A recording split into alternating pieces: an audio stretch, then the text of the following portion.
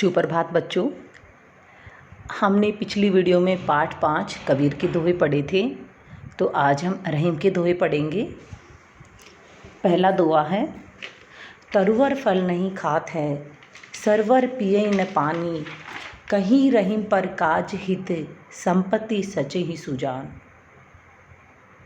रहीम जी कहते हैं, वृक्ष अपने फल स्वयं कभी नहीं खाता और सरवर अर्थात सरोवर भी अपना पानी स्वयं कभी नहीं पीता।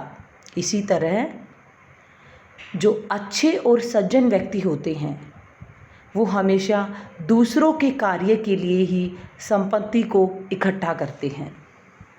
करत करत अभ्यास के जड़मति होत सुजान, रसरी आवत जात ते सिल पर परत निशान।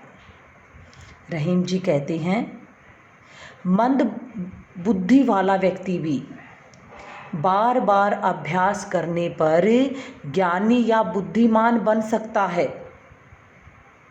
उसी प्रकार कुएं से पानी खींचते समय रस्सी से बार बार ऊपर नीचे जाने पर पत्थर पर भी निशान पड़ जाता है। कहने का भाव है, एक ही क्रिया को बार बार दोहराने पर वह पक्का हो जाता है।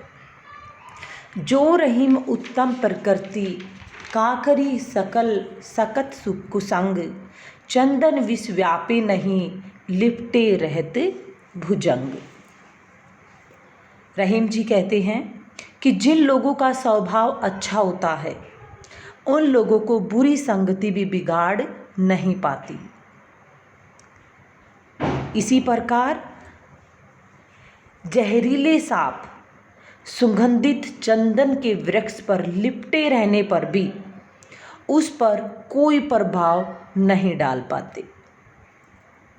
रहीमन धागा प्रेम का, मत तोड़ो चटकाए, टूटे पे फिर ना जुरे, जुरे गांठ परी जाए।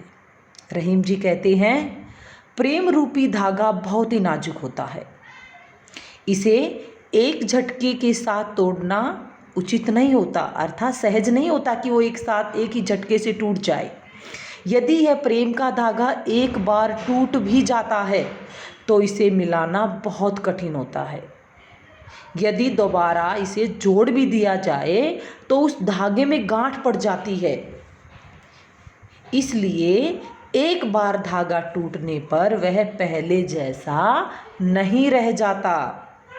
इसलिए अपने रिश्तों को संभाल कर रखिए। रहीमन देखी बड़ेन को, लघु न दीजिए डारी, जहाँ काम आवे सुई, कहा करे तरवारी। रहीम, इस दोहे को हम नीचे से करेंगे। जहाँ काम आवे सुई, कहा करे तरवारी। रहीम जी कहते हैं, सुई जिस जगह पर सुई से काम हो जाए वहाँ तलवार का कोई काम नहीं होता।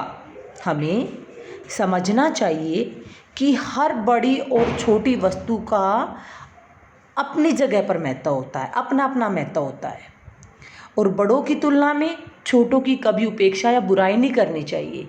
कभी कभार छोटे भी ऐसी बात कह जाती हैं जिससे हमें बहुत बड़ी सीख मिलती है। खीरा सिरते काटी के, मलियत लौन लगाए, रहीमन करवे मुखन को, चाहिए यहीं सजाए।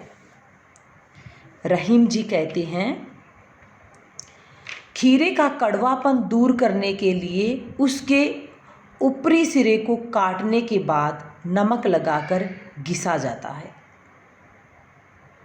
उसी प्रकार कड़वे मुंह वाले के लिए या कटु वचन बोलने वाले के लिए ऐसी सजा ही ठीक होती है। तो बच्चों, हमारे ये रहीम के दोहे कंप्लीट हो गए हैं। आपने इस वीडियो को बहुत ध्यान से समझना है, देखना है और इसी प्रकार से दोहराना है रहीम के दोहों को। थैंक यू बच्चों।